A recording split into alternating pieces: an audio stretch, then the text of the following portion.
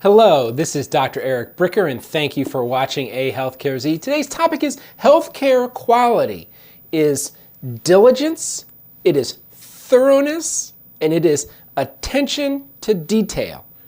Now, I've been talking to a lot of doctors and quality experts and employers and broker benefit consultants a lot about healthcare quality recently. And I think that healthcare quality can be boiled down to diligence. Because healthcare is a service, and really to provide a high quality service, it requires diligence. Now, this is not an Eric Bricker idea. This goes all the way back to Dr. William Osler, who was the founding physician of the Hopkins Department of Medicine over 100 years ago in the early 1900s. Now, this is a picture of him right here. Now, Dr. William Osler wrote a book, or rather a book was written about him called The Quotable Osler. So it's a whole bunch of William Osler quotes. I did my residency at Hopkins, and all the medicine residents are given this book when they finish their residency.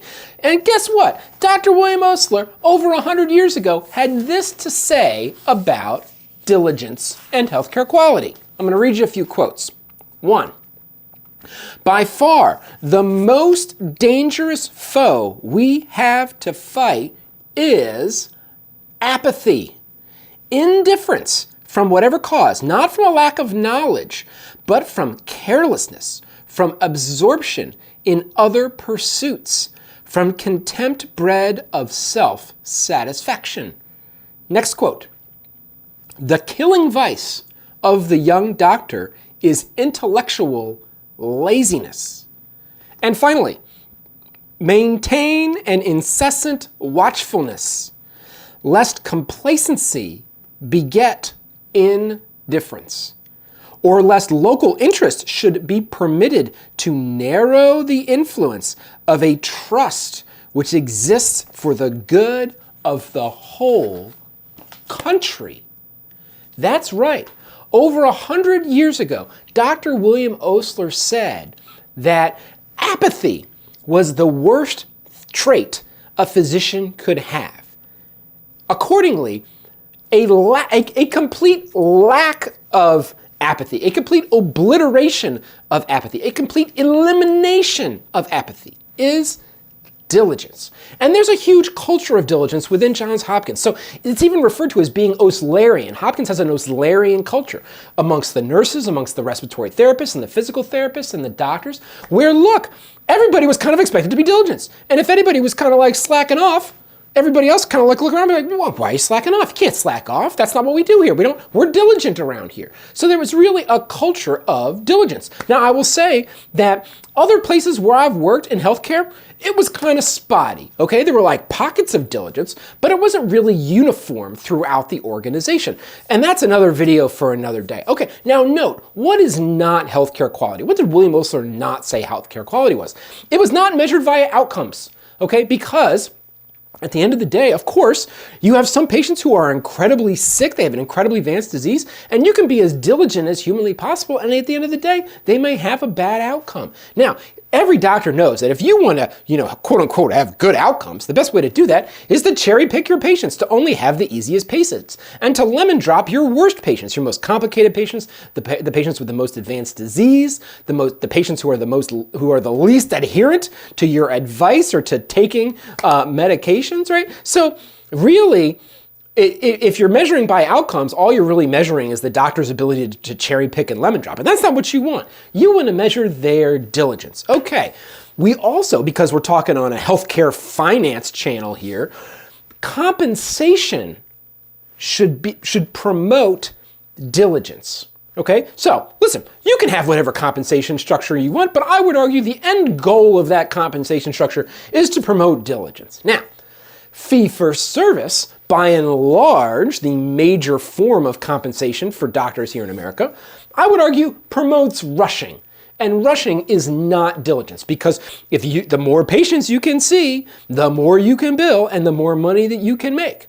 And so if you can see patients, if you spend only 5 minutes with a patient instead of 15 minutes with a patient, then you are financially rewarded in fee for service. That does not promote diligence. Okay, now, of course, here on A Healthcare Z, we have to have a 2x2 matrix. So if you are going to apply this framework of diligence to a population, then here what we have on the top of this 2x2 matrix is high clinical complexity or seriousness, which would be something like major surgery, like a spine surgery or a knee or a hip replacement, cancer, cardiovascular disease. I'd even put complex OB in here as well, whether it's complicated for the mom or complicated for the baby.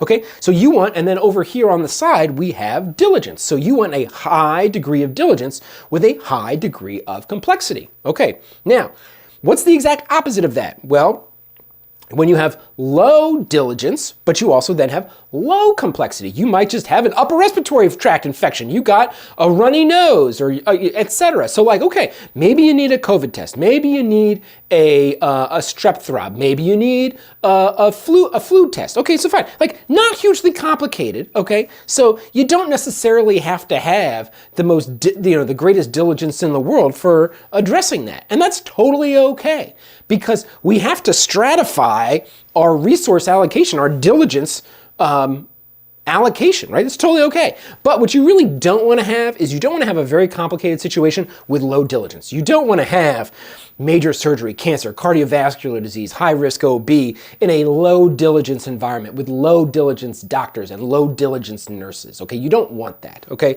And then likewise, you actually don't want high diligence with low complexity. In other words, you don't want to have a huge degree.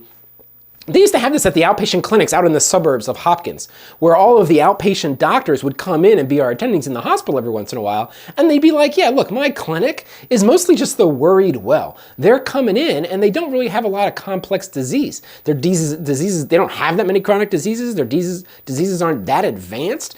But so like, that's not good either, because there's an opportunity cost. So here you have all these incredibly diligent people who are not necessarily treating the most complicated situations. So listen, you've got to be able, and I have another video about mismatch between providers and disease, and I'll leave a link in the show note to that provider mismatch video where I go into this in much greater detail. Okay, so fine, what is practical information that you or employee health plan members can use? Okay, so it's very difficult for a patient to like ascertain the diligence of a physician. One of the things that they can do is if they go to a primary care physician first, a primary care physician probably has a lot more knowledge of the local other providers in the area and is going to have a better understanding, frankly, of where that diligence is for your particular situation. So if anything, you're almost looking for the referral expertise of that primary care physician as part of that service that they're going to provide for you. And then also too, like a navigation, at our old navigation service, Compass Professional Health Services, that's what we did all the time. Like we spent like literally all day long, we were identifying the highly diligent physicians, and then we were talking to our members and figuring out if they had high or low complexity medical situations, and then we were matching up.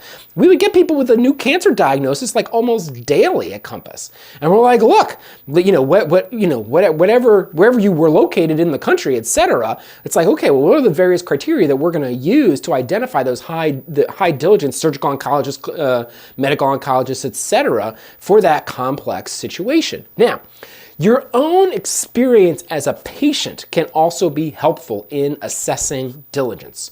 And I call them the 3 don'ts. Listen, if the doctor doesn't listen very well, if they don't explain things to you very well, and if they don't wash their hands in front of you, then they are probably not diligent.